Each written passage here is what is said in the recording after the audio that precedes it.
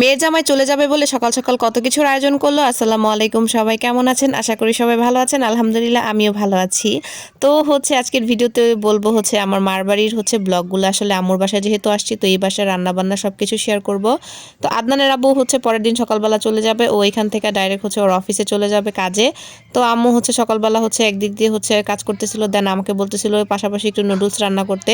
তো আমি যেহেতু এই কারেন্টের চুলাটা আম্মুর জন্য নিয়েছিলাম, ভাবতেছি আজকে এটার মধ্যে সব কিছু করি আর ব্যবহার করে দেখি এটা আসলে কেমন। তো এখানে আমি একটু নুডলস রান্না করে নিতেছিলাম। তো পাশাপাশি দেখি আম্মু পিঠার জন্য কিছু করছিল। তো এখানে ভাপা পিঠা বানাবে, যেহেতু আদনানের আব্বুর সময় নেই, থাকতে পারবে না, না হলে পরে ধীরে সুস্থে বানায় তারপর তাকে খাওয়াতো। বাট সে চলে যাবে, তার জন্য আসলে করলো এরকম, কারণ শীতের দিন তো পিঠা আসলে খাওয়ানো হয়। তো এরপর অবশ্য আসবে আমাকে নিতে, তখনও করা হবে। তারপরও মানে শাশুড়ি তো মানে জামাইদের না খাওয়াইতে পারলে তাদের জানি কেমন লাগে। তো এখানে আমি চুলার মধ্যে দিয়ে আসলে পিঠাটা বানাই নিতেছিলাম, আর আম্মু সব কিছু করে দিতেছিল। জাস্ট আমি ভিডিও করার জন্য আসলে এত কিছু করতেছি, না হলে কিন্তু বাবার বাসায় এসে আমি কিছুই করি না তেমন। আর পাশাপাশি এখানে একটু পরোটাও ছেঁকে নিচ্ছিলাম। আর এই তো পরোটার সাথে গরুর গোস্ত আছে, দেন ওইটা গরম করে আম্মু আলাদাভাবে দিচ্ছিল। আর সুন্দর করে একদম মচমচা করে তেল দিয়ে ভালো করে পরোটাটা ছেঁকতেছিলাম। চুলাটা আসলে ভালোই, এখানে সব পেন সব কড়াই এর মধ্যে দেওয়া যাবে, যে কোনোটা এখানে কাজ করবে।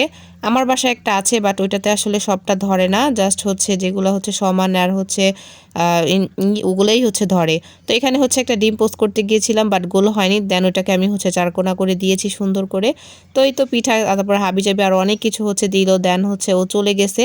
এরপর আমি একটু ছাদে উঠতেছিলাম। আমার আম্মু আবার মুরগি পালে, তো আমাদের যেহেতু আর জায়গা নেই, তো আম্মু এখানেই উপরে মুরগির খোপটা রাখে। তো ছাদে কিছু আম্মু ঢেঁড়স গাছ লাগাইছিল, তো এখানে ঢেঁড়স গাছে 2-3টা হয়েছে বেগুন, মাশাআল্লাহ বল বেগুন হয়েছে। এটা যেদিন পারবো বা এটা একটা রেসিপি করব, আপনাদের সাথে শেয়ার করব। তা আম্মু বলতেছিল যে ঢেঁড়সগুলো একটু পেরে আনো, বাড়তি হয়ে যাবে, না হলে এগুলো একটু ভর্তা করে ফেলবো। খুব বেশি না, অল্প, যেহেতু এর জন্য আসলে ভর্তা, আর বেশি হলে তো ভাজি করলে খেতে ভালো লাগে। তো যেহেতু অল্প কয়টা, তো এগুলো নিয়ে আমি নিচে নামতেছিলাম। আর এখানে আমার আব্বু কবুতর পালে উপরে ছাদে, তার আসলে এটা শখ।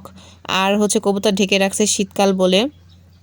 তো নিচে এসে রান্নাবান্না সব কিছু আম্মু গুছিয়ে দিল, দেন আমি রান্না করতে নিলাম। ফুলকপি দিয়ে মাছ রান্না করবে। মাছের মধ্যে বেশিরভাগই দেখি যে ল্যাঞ্জা, মানে মাছের লেজ, আর মাছের একটা মাথা ছিল। তো এই তো ভেজে নিলাম মাছগুলা। আসলে দেখলাম এখানে মাছ ভাজতে অনেক সময় লাগে। তো তারপরে এই কড়াইটাও আমি নিয়ে এসেছিলাম। কড়াইটা আমার কাছে এত ভালো লাগছিল, আসলে আম্মুকে কিছু কিনে দিলে না আমার কাছে খুব ভালো লাগে, যেহেতু আমি এখন সংসার করি, এখন সংসারে সব কিছুই বুঝি। তো আমি এই যে কিনে দিয়েছি, আম্মু কিন্তু ব্যবহার করছে না, এগুলো কিন্তু এই যে আমি ব্যবহার করলাম প্রথমে। দেন আম্মু যাওয়ার পর আম্মু ব্যবহার করবে কি করবে না আমি সেটা জানি না, তবে আমি বলে যাব ব্যবহার করতে, কারণ দেখা যায় যখন আমি এই বাসায় আসবো তখন হয়তো দেখা যায় এগুলো আমি ব্যবহার করব। আর এখানে কিছু এই যে ভর্তা করার জন্য আম্মু একটু ভেজে নিচ্ছিল। তো ভিডিওটা যদি ভালো লাগে অবশ্যই লাইক কমেন্ট করবেন, আর সবাই ভালো থাকবেন, সুস্থ থাকবেন। আল্লাহ হাফেজ।